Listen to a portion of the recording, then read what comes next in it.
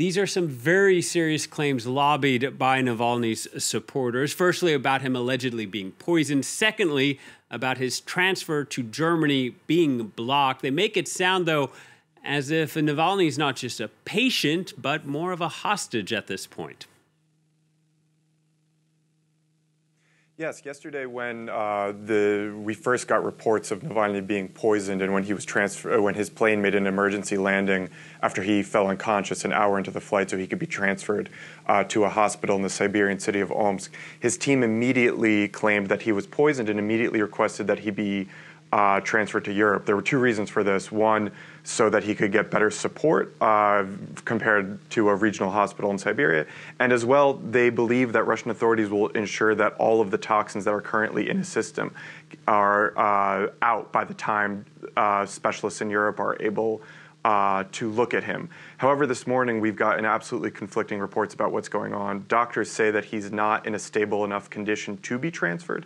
And close aides to Navalny said that police told them that a dangerous substance, a deadly substance to use the exact terms, was found in his system that is dangerous to others around him. So this was another reason why they were told he would not be able to be transferred this morning. However, as you just mentioned, right before we went on air, doctors now say there was no poison in his system. What we do know is that Navalny is still unconscious 24 hours later. He's in critical condition, and it's quite serious at the moment.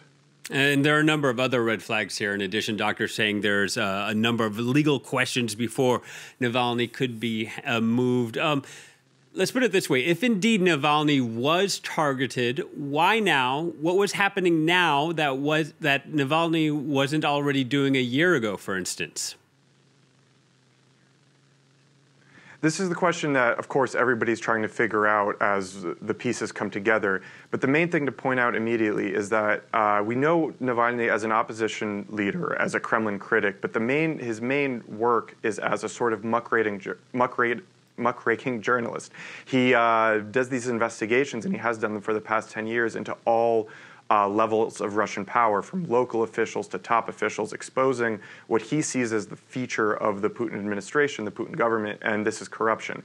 And so Navalny over the years has made scores of enemies on all sorts of different levels, and this could be local officials in Siberia where he just was, or it could be within the Kremlin. But what analysts are pointing out is that whether or not this was directed, the main thing is that this is possible in the Russian system, and that there seems to be no repercussions for what's going on. And so this is exactly why his team is pushing for him to be transferred to Europe. They want to be able to find whatever toxins are in his system, so then they can open their own investigation. But as we know right now, it seems like the authorities are getting in the way of this being possible, but we'll have to see.